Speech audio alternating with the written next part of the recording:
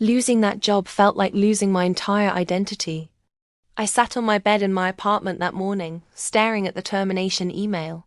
I read it over and over, as if the words might somehow change. Due to performance inconsistencies and inappropriate conduct. I laughed, but it was a bitter sound. He'd flipped the story, turned me into the villain. Calls to HR went nowhere. The woman on the other end spoke in a soft, almost rehearsed voice. "We can't discuss internal matters, Naomi." "I'm sorry." Then she hung up. I tried reaching out to my old colleagues, but all I got was silence. They avoided my messages like I was bad luck. Marcus had poisoned the well before I even had a chance to speak. The rent was due.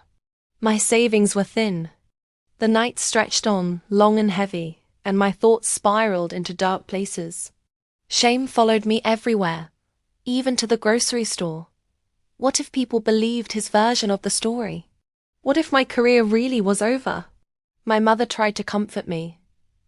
"God will fight for you," she said gently. But God felt so far away. Every time I closed my eyes, all I could see was Marcus's smirk, victorious, unbothered.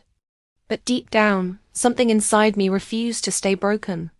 I didn't know how yet, but one thing was crystal clear. If Marcus could ruin me with lies, I would rebuild myself with the truth. And when I did, he'd wish he never touched my name. For weeks I searched for jobs. I sent out dozens of applications but got no responses. Then one night I saw a job posting online from a rival company to Marcus's firm. They were bigger, bolder, hungrier. I hesitated. Going there felt risky, maybe even reckless. But desperation has a way of turning fear into courage. I applied. And this time I didn't hold back. I listed every single accomplishment Marcus had tried to bury, every project he'd taken credit for. I attached screenshots, timestamps, proof of everything. It felt like I was finally reclaiming oxygen. 2 days later, I got the call. "Naomi," the recruiter said, "your portfolio is impressive. Can you come in tomorrow?" When I walked into the glass-walled office of Zenith Consulting, everything felt cleaner, brighter, like the air itself believed in second chances. My new boss, Mrs. Adebayo, shook my hand firmly. "We've been needing someone who can rebuild our digital systems. You're exactly who we need." The irony wasn't lost on me. Marcus's old company and Zenith were fierce rivals. Every project here was a silent battle against him.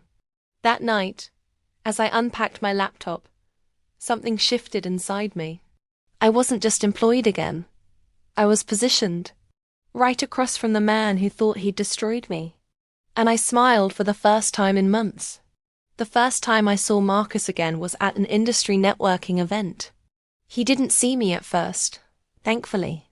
He was surrounded by familiar faces, charming the crowd with that same hollow charisma. My stomach twisted, but I stood taller. My badge gleamed with my new company's name, Zenith Consulting. When he finally noticed me, his smile faltered, just for a second. Then he recovered, pretending casual surprise. "Naomi," he said smoothly, as if nothing had happened. "You look well." "Freedom suits me," I replied evenly. He chuckled, but his eyes hardened. "You landed on your feet. Impressive." "Oh, I always do." His jaw flexed.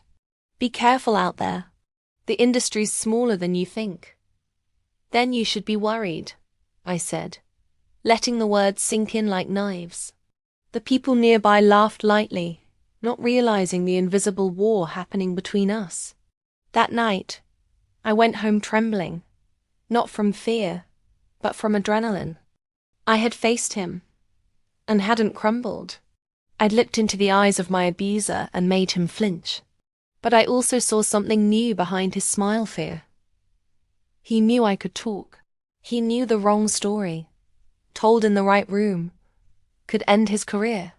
And suddenly, the power wasn't all his anymore. My new role at Zenith demanded late nights, data migrations, client audits. I poured all my pain into my work. Every spreadsheet, every email became a form of therapy. My boss noticed. "You've got fire in you, Naomi," she said one afternoon. "Where was this energy before?" I smiled faintly. Buried under someone else's shadow. Within 3 months, my team's performance doubled. Clients praised my efficiency. Word spread fast. Then one morning, I got an internal memo. Zenith was shortlisted for a major partnership bid competing directly against Marcus's firm. I froze. This was the contract that could make or break both companies. Marcus's arrogance had always been his weakness. He cut corners to impress investors. I knew his tactics. I knew where his system was weak, because I had built parts of it before he fired me. My boss assigned me as the project lead for the bid. That night, I stood by my window, the city lights reflecting in the glass like fireflies, and whispered to myself, "This isn't revenge yet. This is justice warming up." But fate wasn't done twisting the knife. The next day, I received a message from an unknown number. It read, "Marcus knows where you work now. He's not happy." For a moment, fear returned like an old ghost. How did he know? Who told him? I ignored the message, but paranoia began to creep in. I noticed a black car parked across the street from my apartment. Maybe it was a coincidence. Maybe not. Then came the anonymous emails, vague threats, rumors spreading that I was difficult and unstable. Marcus was trying to silence me again, this time from afar. But I wasn't that scared, naive woman anymore. One night, during a strategy meeting, Mrs. Adebayo noticed I was distracted. "Naomi, something's bothering you," she said.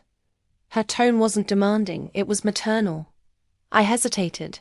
Then I told her everything. Every word, every threat. She listened quietly, then leaned back. "You're stronger than you think," she said. "But strength also needs strategy."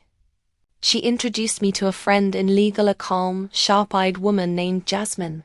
"If he comes for you again," Jasmine said, "we'll make sure he regrets it. The legal way." For the first time, I had real allies.